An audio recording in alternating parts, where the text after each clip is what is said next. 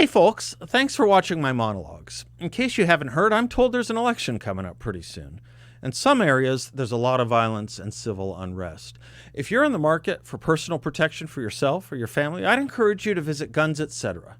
Guns Etc. is 10,200 square feet, and they have product. And they're getting new product all the time.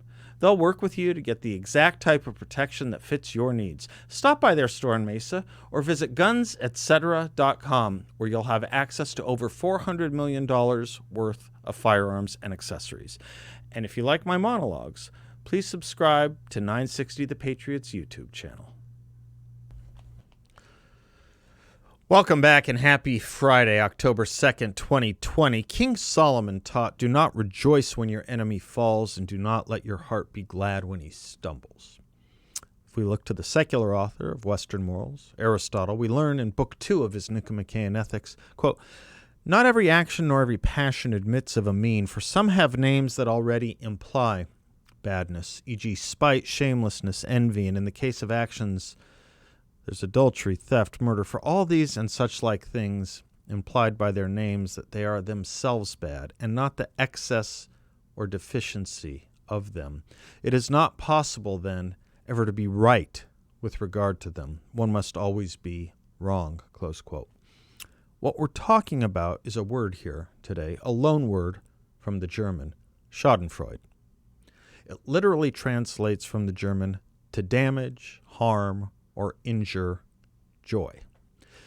It is essentially happiness in another's suffering. It's not a good look or trait. It is, as Aristotle put it, always wrong. For those who prefer a Buddhist interpretation, I can give you the word karma. And yet we have witnessed a bloodlust for this president for some time, a joy or laugh taken in his death or ill health. From Kathy Griffith to Sean Penn to a Shakespeare in the Park play to others, it's been with us for some long time now, it seems. Trump is not alone. It was done in a movie to George W. Bush when he was president, too.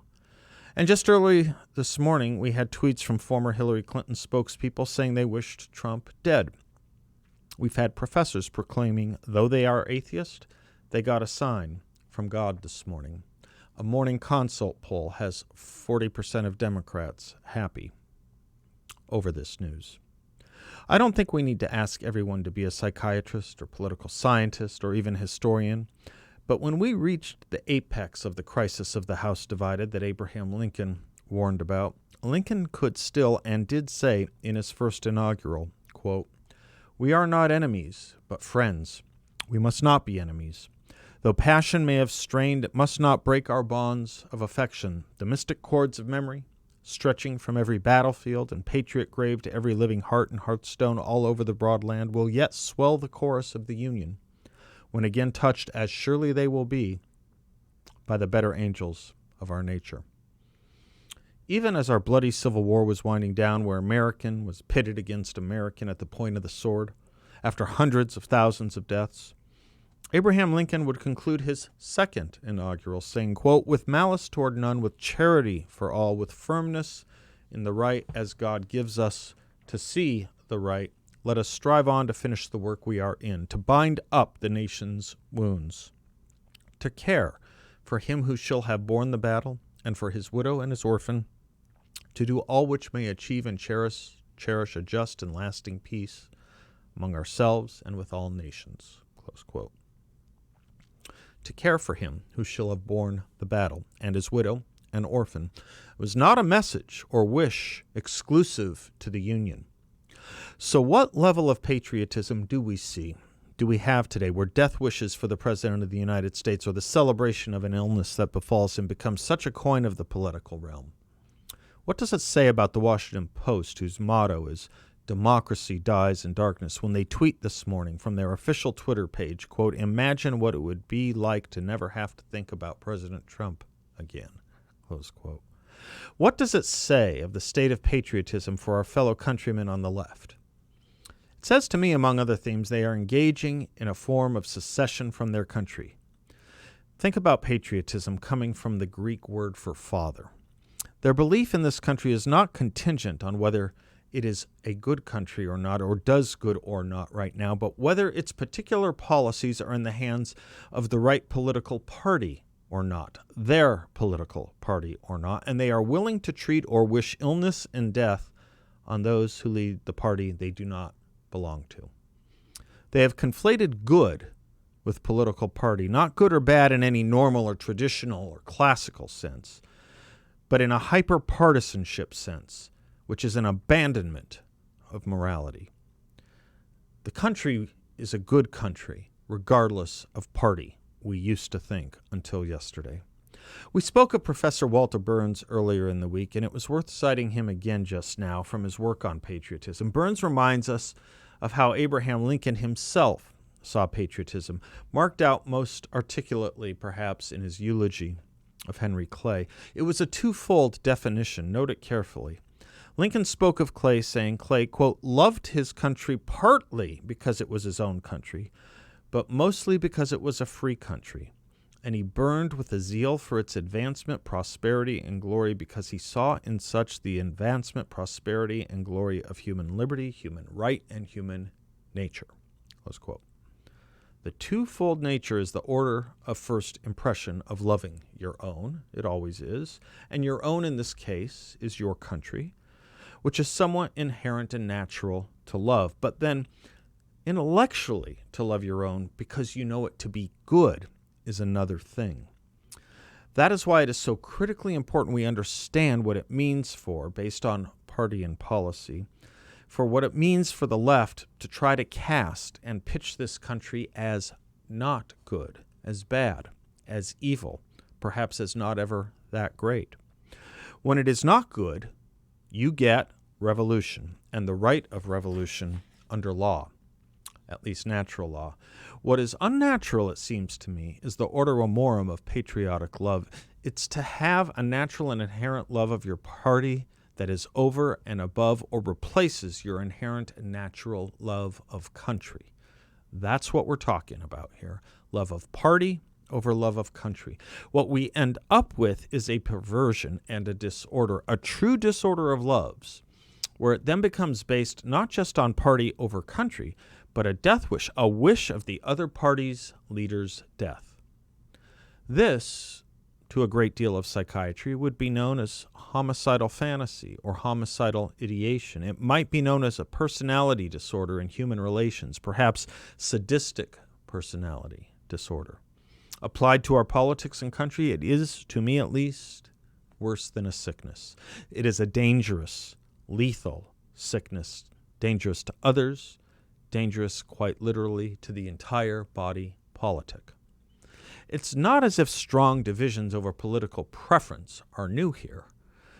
Harry Jaffa reminds us of the election of 1800, which he said was the first time in human history that the offices of a national government were peacefully surrendered by the incumbents to their bitterest political rivals on the basis of a free election.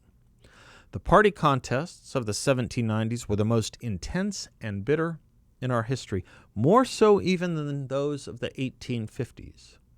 In the end, however, the offices changed hands, and no one was executed or exiled or had his property confiscated, as had happened in ancient Rome and, of course, throughout the centuries in England. Why?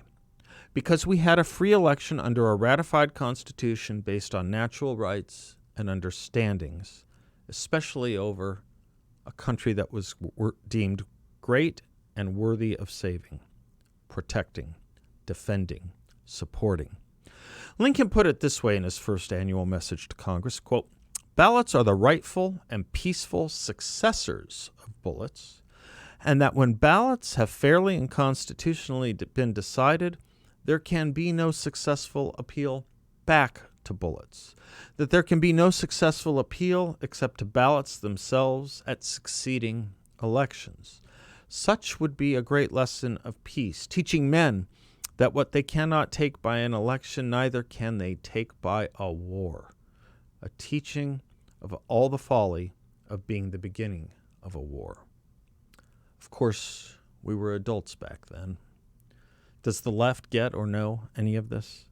They can call our president a tyrant. They can call him a Nazi. And when they do so, they obviously set up the philosophical and natural law conditions of and for revolution. As our Declaration of Independence tells us, quote, whenever any form of government becomes destructive of these ends, it is the right of the people to alter or to abolish it and to institute new government, close quote. But what ends? Ends that instituted government based on the truths that all men are created equal and that they are endowed by their Creator with certain unalienable rights, and that among these are life, liberty, and the pursuit of happiness, and to secure these rights, governments are instituted among men, deriving their just powers from the consent of the governed, close quote. Hence, it warns us, quote, governments long established should not be changed for light and transient causes, as we are further instructed by Jefferson and our founders. Causes like disagreements over, say, immigration policy, or marginal tax rates, or foreign policy, or healthcare, or social issues based on protecting life. Let me say one thing on that. The greatest angst over the battle of the courts and Amy Barrett is not really Obamacare. It's about the same thing it was about in the nomination of Robert Bork, Clarence Thomas, and Brett Kavanaugh.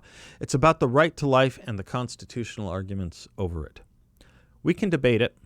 Goodness knows we have been for at least 55 years. But which side of that debate is more in consonance with a statement that all humans are created equal, created, mind you, and endowed with an unsurrenderable right to life? But it's the side that does not see that or agree with that that gives us the rhetorical conditions for revolution today, id est violence. We don't do that here.